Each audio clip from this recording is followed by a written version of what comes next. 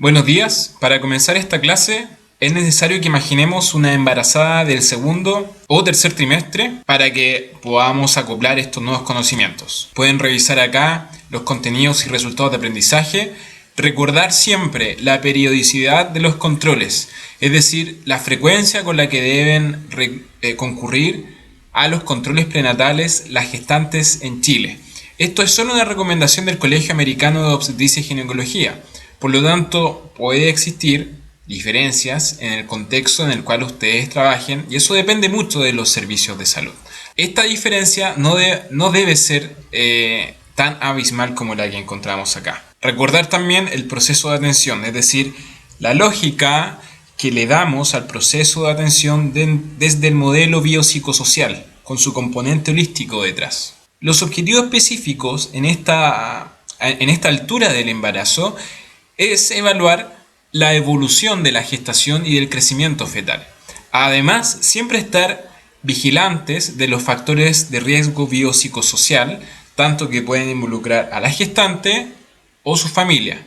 El cumplimiento de las indicaciones, la revisión, evaluación y solicitud de exámenes de laboratorio y ecografía, la educación y derivaciones en caso que lo requiera.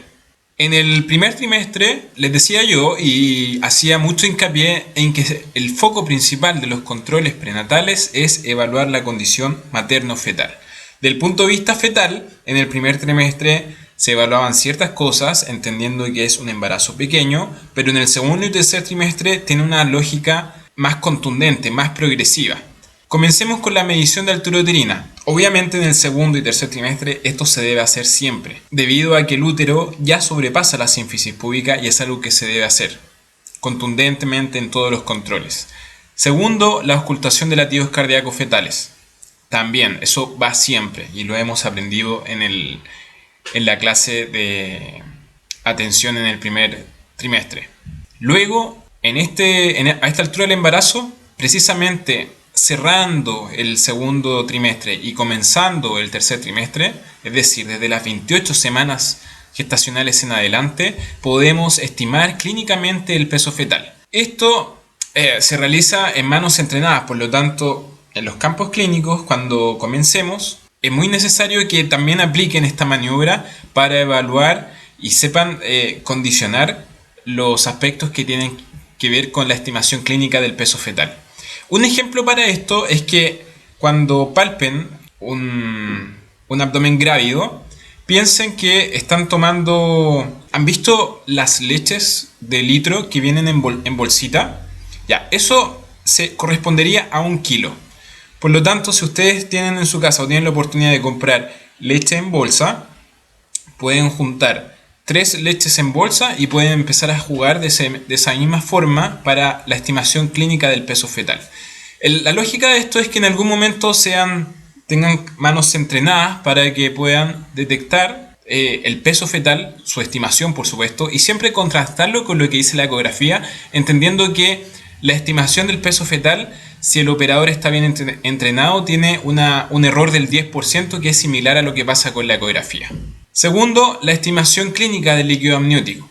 Esto es más fácil hacerlo, puesto que la estimación clínica del líquido amniótico tiene que ver con la palpación fácil de las partes fetales o la palpación dificultosa de las partes fetales.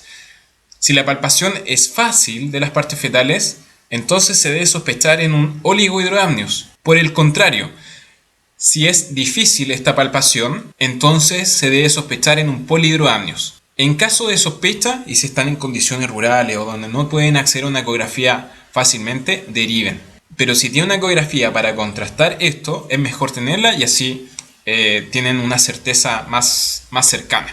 También está la monitorización materna de los movimientos fetales. Recordar que en las primigestas los movimientos fetales se comienzan a sentir desde las 20 semanas y en multíparas, porque ya tienen experiencia, desde las 18 semanas. Este es un componente muy importante porque en el segundo y tercer trimestre a la embarazada le vamos a solicitar dentro de la educación que siempre esté monitoreando los movimientos fetales. Recordar la tabla de altura uterina según edad gestacional, pues estas van correlacionadas y nunca pueden escapar del percentil 90, percentil 10, y si escapan, entonces estamos en una condición de anormalidad que merece derivación u observación, al menos con un contraste con la ecografía. Precisamente hablando de ecografías, les mencionaba en la clase anterior que la ecografía del primer trimestre tiene ciertos objetivos y tiene cierta dispersión. Lo ideal es que logremos una ecografía precoz, es decir, al inicio del embarazo. Pero a veces no pasa. Ojalá ese a veces sea casi nunca. Pero, como puede suceder, les debo enseñar que la dispersión en el segundo trimestre es de más o menos 7 a 14 días. Es decir, desde 1 a 2 semanas de dispersión. Por lo tanto, no pueden asegurar la fecha probable de parto con una certeza casi 100%. Pero esta ecografía es muy importante, debido a que permite evaluar detalladamente la anatomía fetal, sobre todo el corazón fetal, y pesquisar cardiopatías. Por lo tanto, a pesar de que tengan una ecografía en el primer trimestre, deben sí o sí solicitar esta ecografía.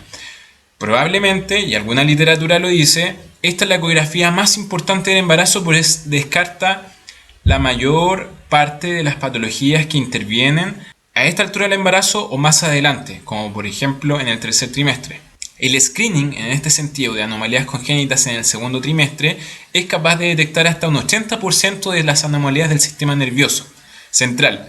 Y es posible, además, agregarle a esta ecografía cervicometría y además Doppler de arterias uterinas. La cervicometría, recuerden, para la predicción del riesgo de parto prematuro, y el Doppler de arterias uterinas para la predicción del riesgo de preeclampsia. Por lo tanto, esta ecografía tiene otros componentes que es necesario agregarles. O sea, ecografía obstétrica más cervicometría más Doppler de arteria uterina, para que tengamos todos estos elementos después en el resultado.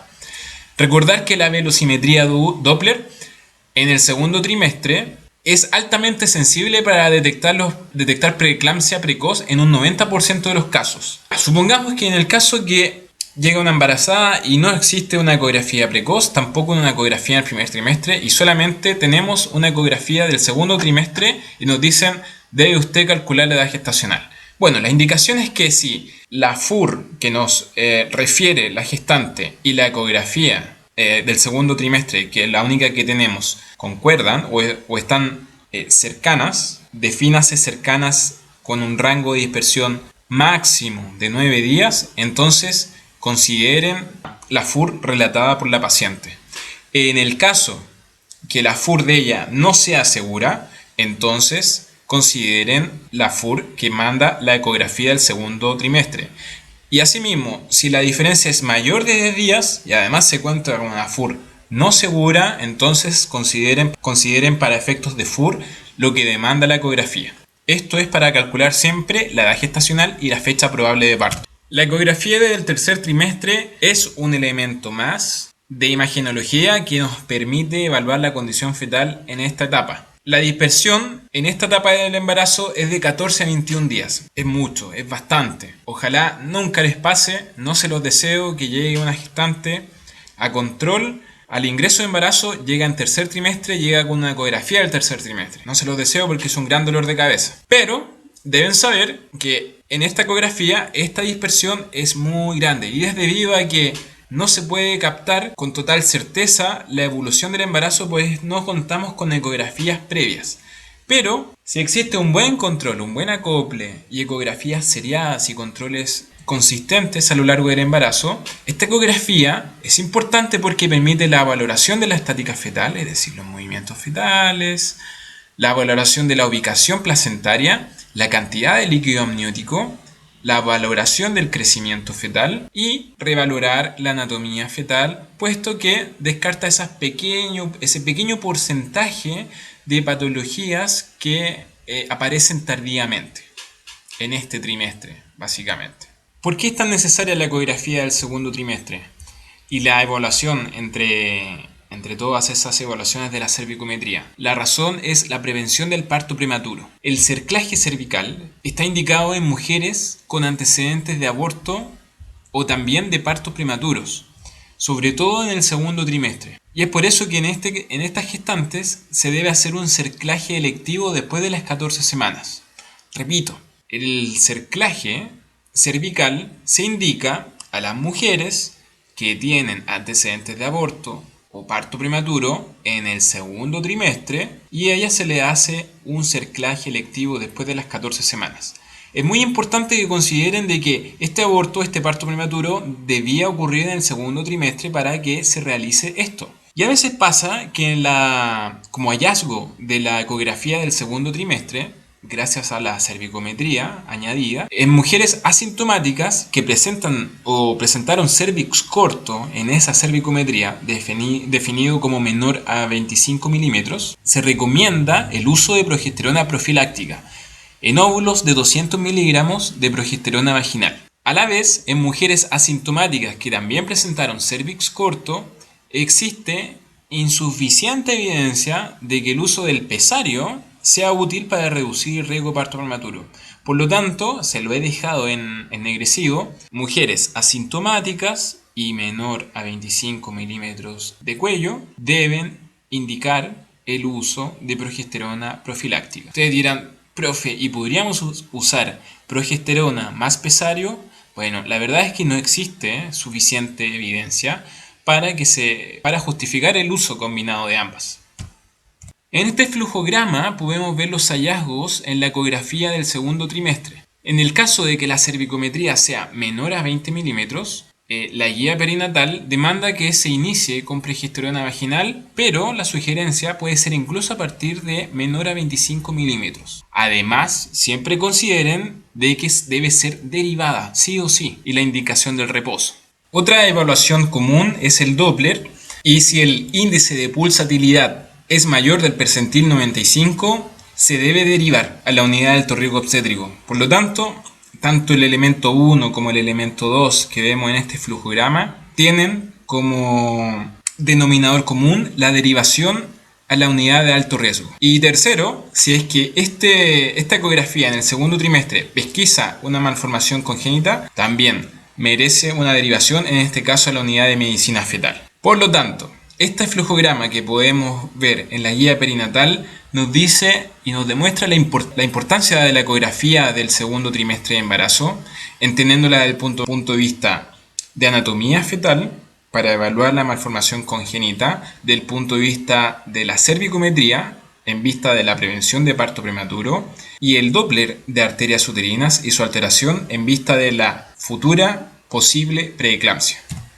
Este segundo flujograma, que también habla solamente de cervicometría, y nos dice que si es menor a 25 milímetros en la ecografía y la paciente no tiene historia de parto prematuro, entonces se indica progesterona vaginal hasta las 34 semanas.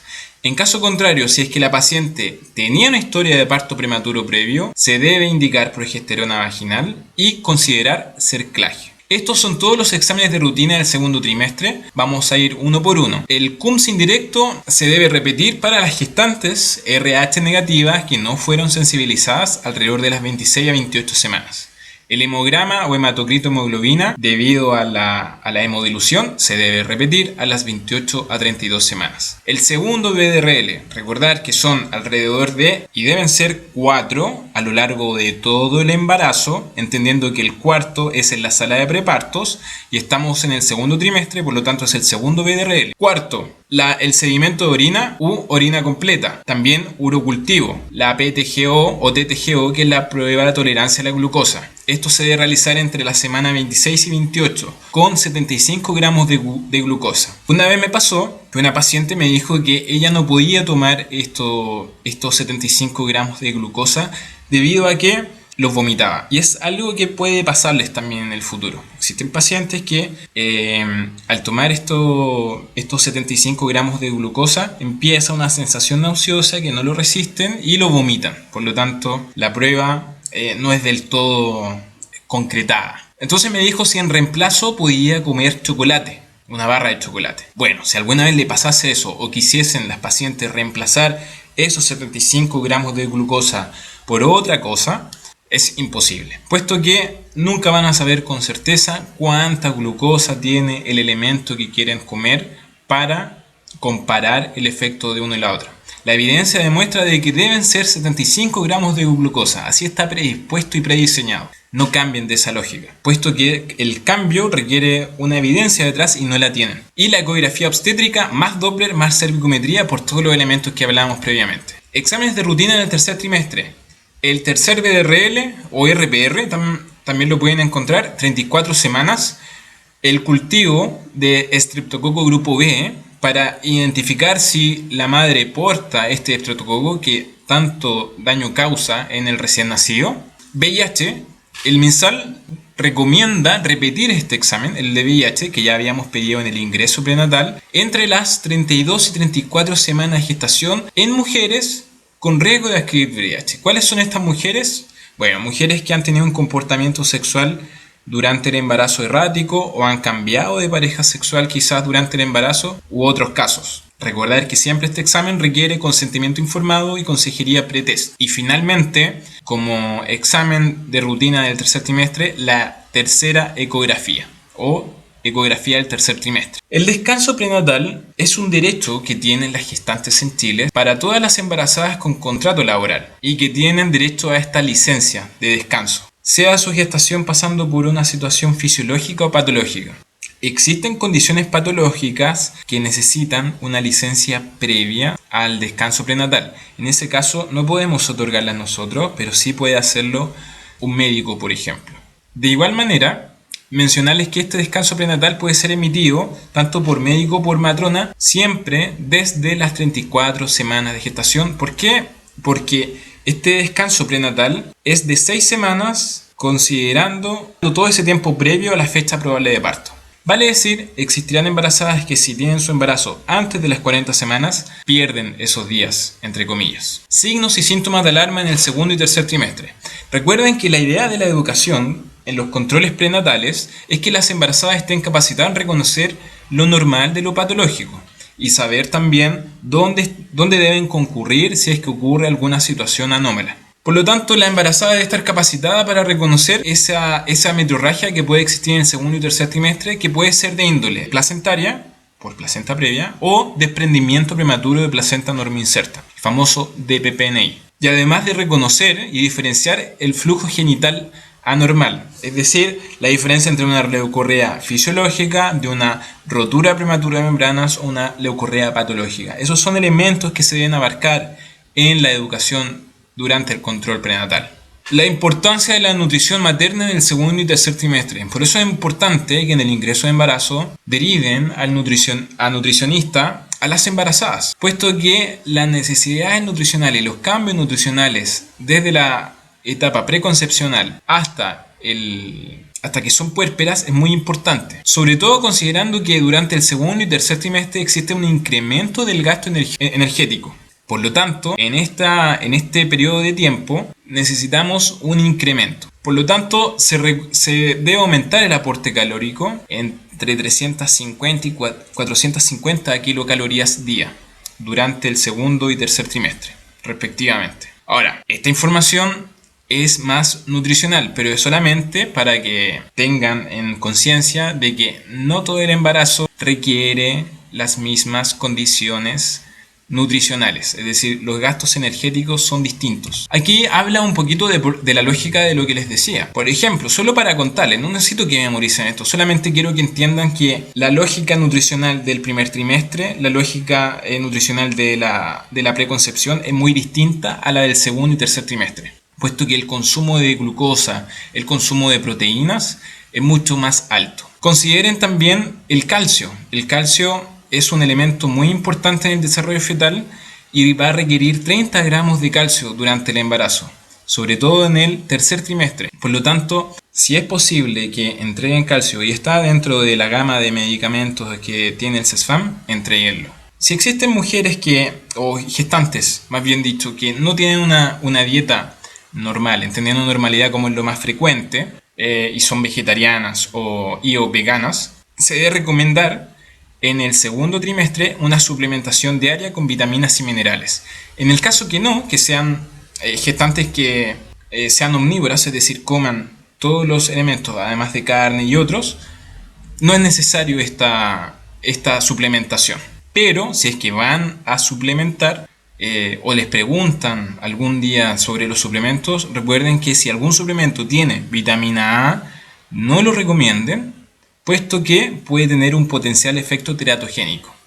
Esto es solamente para que lo vean, la importancia de considerar los criterios de derivación. No es para que lo memoricen, es solamente para que entiendan que existen situaciones patológicas que no se deben quedar solamente en el CESFAM, sino que deben ser derivadas.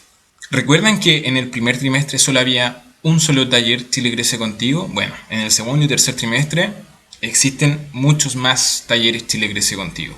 Precisamente en estos trimestres, en estos últimos 2 trimestres de embarazo, hay 4 talleres Chile Crece Contigo. Uno que está entre las 22 y 23 semanas llamado Reforzando estilos de vida saludables y cuidados de la gestación. Otro que está entre las 27 a 28 semanas que se llama Aprendiendo a reconocer el trabajo de preparto y parto para la preparación de esta instancia. El de las 32 a 33 semanas Aprendiendo a amamantar y los cuidados del recién nacido y puerperio, educando ya el futuro puerperio y la lactancia. Y finalmente el taller que se realiza en el hospital, el de las 34 a 37 semanas de gestación, donde reconocen el lugar del parto y nacimiento.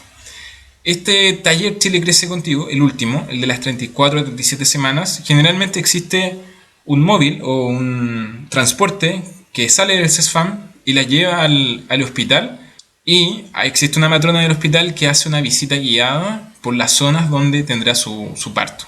Esta es toda la educación materna que se debe considerar en segundo y tercer trimestre. Recordar siempre, en esta etapa del embarazo, los signos y síntomas de alarma. La metrorragia, entendiéndola como el sangrado, cantidad de sangrado más que una regla, eso es lo que le deben decir a las pacientes. Eso es una situación anormal y deben consultar al servicio de urgencia. La rotura prematura de membranas. La ausencia o disminución de movimientos fetales, entendiendo que ellas siempre deben estar monitoreando esta situación. Las contracciones uterinas, además de la nutrición materna, hablar de la futura lactancia, los futuros cuidados del recién nacido, los derechos legales, que les he dejado una lectura complementaria en ese tópico, la orientación sexual, es decir, qué pasa con la sexualidad en esta etapa de embarazo, la preparación para el parto, ejercicios y el futuro control del puerperio, que ojalá se realice antes de los 7 días, pero existe un límite para estadística de meta sanitaria, que es hasta los 10 días de vida. Como concepto general, si el parto llegase a las 40 semanas y aún no se ha producido el parto, y preguntan acerca de qué pasa con la licencia, porque el descanso prenatal era hasta las 40 semanas, le dicen que cuando tenga su parto se realiza una prórroga prenatal, es decir, se suman los días que van desde el cumplimiento de las 40 semanas gestacionales hasta que tiene el parto finalmente. Por lo tanto, muy importante que dentro de la educación siempre le informen la edad gestacional y la fecha probable de parto. ¿Y qué pasa si es que se cumplen 40 semanas y aún no llega el parto? Bueno, se espera en varios servicios una semana más, y si a las 41 aún no pasa nada, entonces se deriva. Eso pasa, es poco común, pero puede suceder. Siempre consideren los movimientos fetales en la educación, puesto que ella los empieza a reconocer a partir del 5º mes de embarazo. Y el movimiento y la frecuencia de estos movimientos indican vitalidad fetal.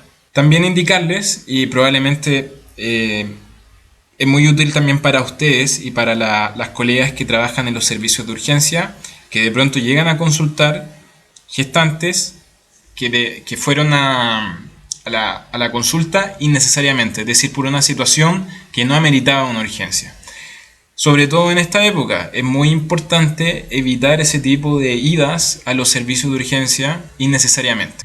Y a la vez, fuera del ámbito obstétrico, también debe considerar que existen patologías paralelas al embarazo y que le pueden ocurrir a cualquier persona, como fiebre, diarrea, vómitos, dolor abdominal, y que deben concurrir al centro asistencial en caso que suceda. Estas son todas las actividades que se realizan en el control prenatal en el segundo y tercer trimestre. Recuerden la anamnesis dirigida, el examen físico dirigido. Aquí sí podemos hacer maniobras de Lopol, por ejemplo, siempre haciendo altura uterina, evaluación de latidos cardiofetales, evaluación de líquido amniótico, edema, y si es necesario, especuloscopía, si comenta flujo, por ejemplo, pero dejen el tacto vaginal fuera de esta rutina, es decir, solamente si amerita es necesario hacer el tacto vaginal.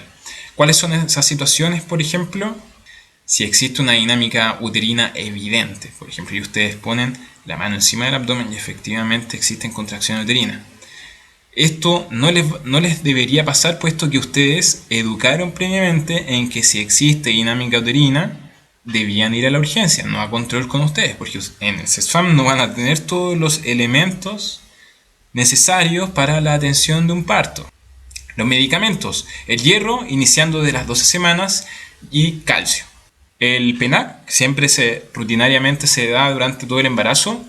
La solicitud de exámenes, esa segunda y tercera batería. La realización del VIH, recuerden, consejería y consentimiento. Establecer un diagnóstico, tanto clínico como biopsicosocial. Las derivaciones si corresponden, indicaciones generales, como la hablamos la vez pasada. Indicaciones especiales si existen patologías, por ejemplo, diabetes gestacional, hipertensa crónica previa, etc. La invitación a los talleres Chile Crece Contigo, el descanso prenatal desde las 34 semanas gestacionales, la educación en los tópicos que ya conversamos, la entrega del certificado de asignación familiar prenatal. Esto se hace desde la semana 20 o también el quinto mes, que es un dinero que la gestante puede cobrar en los servicios comunales. Y este certificado tiene que ser emitido por ustedes, debe llevar su timbre y debe tener 3 elementos aparte de todos los datos de la gestante. Debe contener la fecha de última regla, la fecha probable de concepción y la fecha probable de parto. La cita del próximo control prenatal y registrar todo. Ahí está la bibliografía. Que estén muy bien. Un abrazo para ustedes.